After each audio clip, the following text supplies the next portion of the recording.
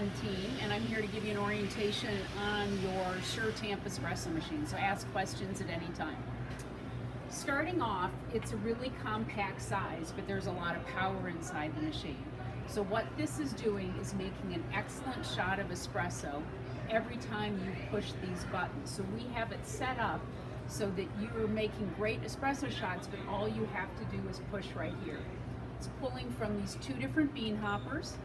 And why don't we just start making a drink here. You use this down, or you can put it up if it's a larger size drink. And you start off and you make your shot of espresso, a single or a double. Most espresso shots are coming in a double size. You see the orientation here between left and right. Always remember that your bigger hopper is usually your regular coffee. It is. The smaller hopper's decaf, because very few decafs used. So you have the right, whatever you last use, that'll stay illuminated, and then you hit your double shot. You're going to hear the grinding, then it's coming through. There's a metal brew chamber, and it's compacting it down, because what espresso is a pressurized coffee drink. And then you see the streams coming out in the two different shots. You can be watching down here what it's dispensing. I'm looking at that flow. It's just perfect. If you ever were to see it sputter, you know, like it's kind of pushing down but not flowing through smoothly, that would mean that you need to do a grind adjustment. And I'll show you what that is later. If at any time with the piece of equipment that it's doing something that you don't want it to do, you see your stop button here. That's for your safety.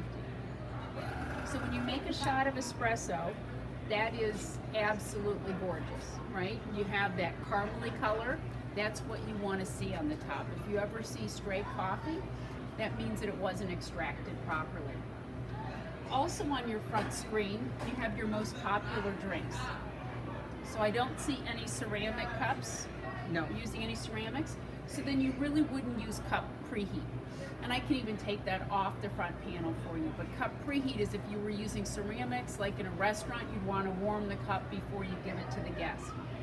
So the top drinks that you're going to be using is a single and a double shot of espresso. You saw the fullness of a double. That's usually what most people would expect. A single is going to be about 1.5 ounces. Most people want a double shot. Ristretto, it's a little bit of a longer shot. And then you have your large Americano and Americano. Americano is when you're taking the espresso and then you're adding more water to it. And we can decide after this training if you want those on your front screen. These front screen is what you're going to be pushing the most often. Really, it's going to be espresso single, espresso double. And then how do you think what will you do to make a cappuccino or a latte? Yep, okay. So this is your steam one. It is made with a peak material.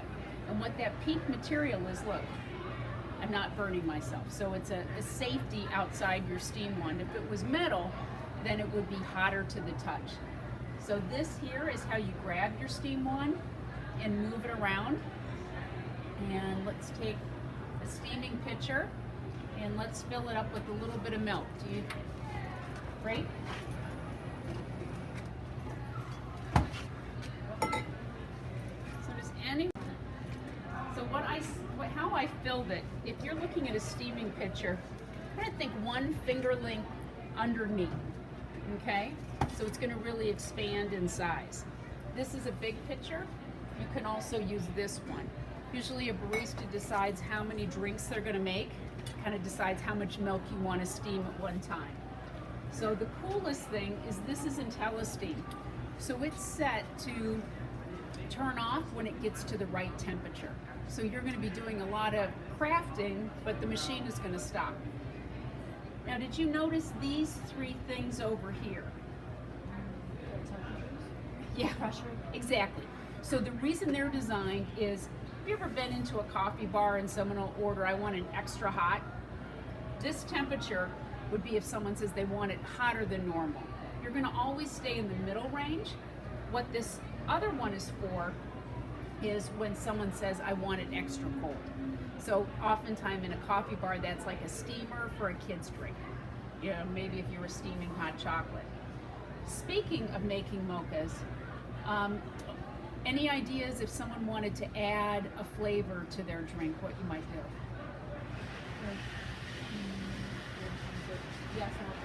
Yep. Yes, you can pump right into your milk pitcher before you make the drink if you want to. And that's if you want to craft like a hot chocolate with, is that a chocolate syrup there? Yeah. It really will make it even creamier. You can decide if you're doing that, then you just need to clean your pitchers more often. But when I'm steaming milk, you saw I just move it here. I can move my steam wand. I want it just a little bit under the surface. And then I'm going to hit my IntelliSteam.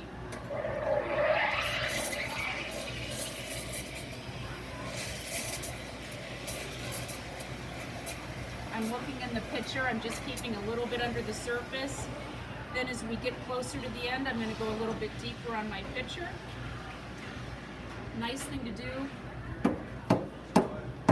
is then just tap it. The reason I was tapping it, you see it makes more of a microfoam then. Gets those bigger bubbles out. And then you have this great feature called a purge. What you have here is milk on the bottom of your wand. You want to get that off. So when you purge, and then you always keep a rag. Yeah, she went to get one. Yeah, that you just use on your steam wand. So after you purge, you want to get that milk off. Now I take my shot of espresso.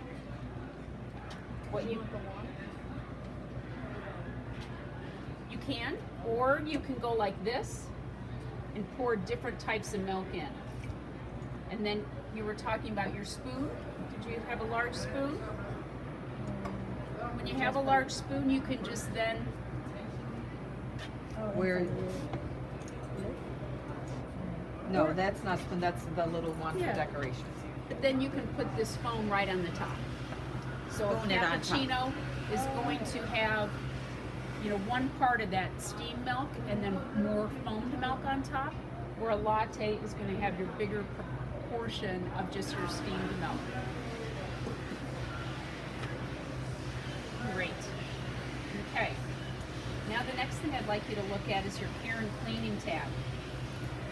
It's really important on this that you clean it once a day. So you have one thing that's called a coffee rinse, and then the other thing is called clean. When you clean, it's called picture prompted cleaning. It's going to tell you what you need to do step by step. So the first thing, if you look at these pictures, it's telling you to open up your operator door. This is your operator door. This door remains locked. You could open this, there's a key to it. That gives you total access if you were a technician. So you open up your operator door, and there's a brush that came with the machine. It's black. We moved. Oh, it's over there on the shelf. Sure. Yeah.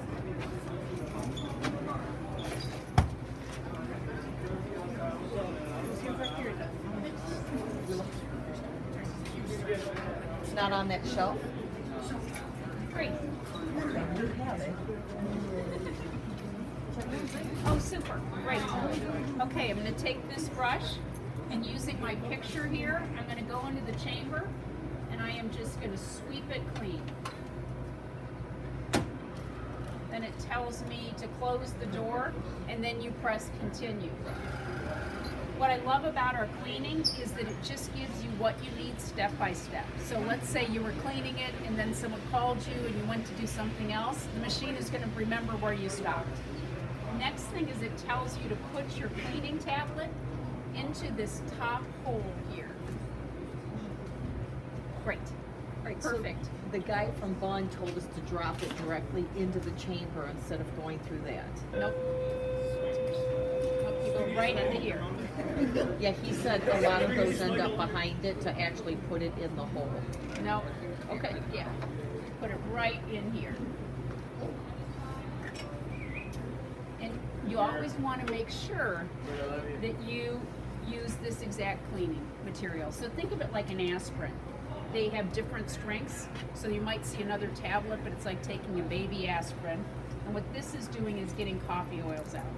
So if coffee oils accumulate, it gives like a rancid taste. and then you hit continue. This is just a safety, so as water is coming down, you just remember that you're in a cleaning process, and then you hit continue. And now we're going to take our Rinse Cleaner. You guys have everything. This And is there's great. a picture right down there behind the cups. Yes. You guys have done this before. Great. You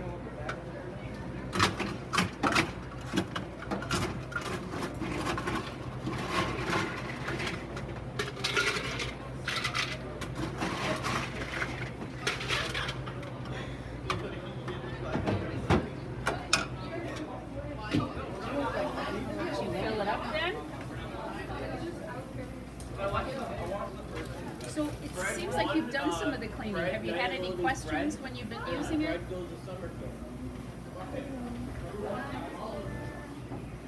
Can we get the extra cleaning supplies on Amazon? The Bun ones? You can. Okay. Yep. Or direct from Bun? Yep. Okay. Yep. You just want to make sure you give the exact match. Yep, yep. Because sometimes they look similar. Great. Any questions have you had when you've been cleaning? It's been pretty straightforward. Great.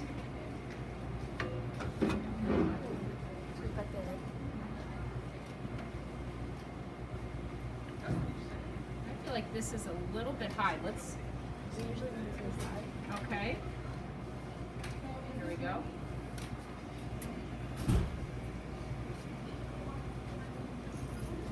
Actually go a little bit less.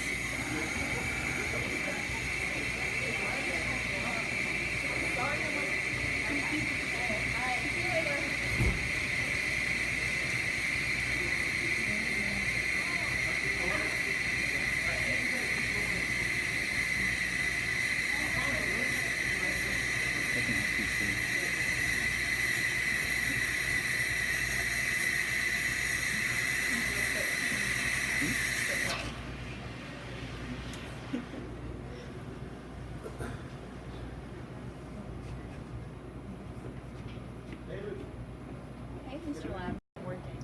It hasn't been calibrated yet. Our Okay. large hasn't. We have the Okay. cups now for the large. We didn't have large cups when Sure. the first person came out. Okay. So do you want to make large Americanos? Yes. Yeah. Okay. And we didn't have decaf beans when he came either, so he was gonna come back and calibrate for decaf in the large. Okay. I don't know if you can do that or not, but Uh-huh.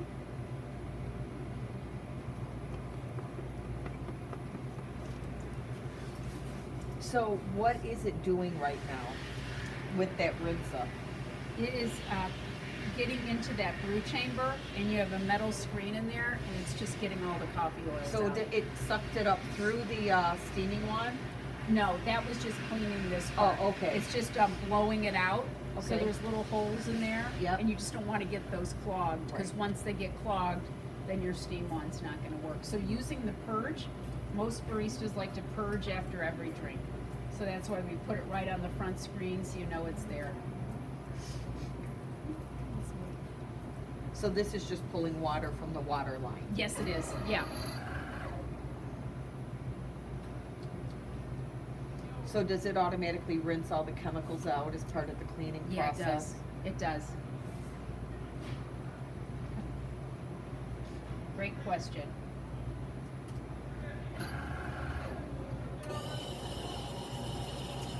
Okay. You guys know how to do this piece? One little puck. That puck looks great, right? So it's nice and comes out like a puck. I took it in the classroom. Those nice rectangle ones, I'm hoping they'll fit right here. I don't, you know what I mean?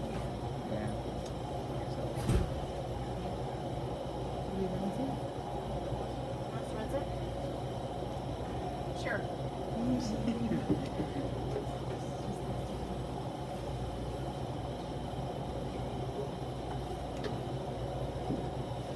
Your machine looks beautiful, nice and clean.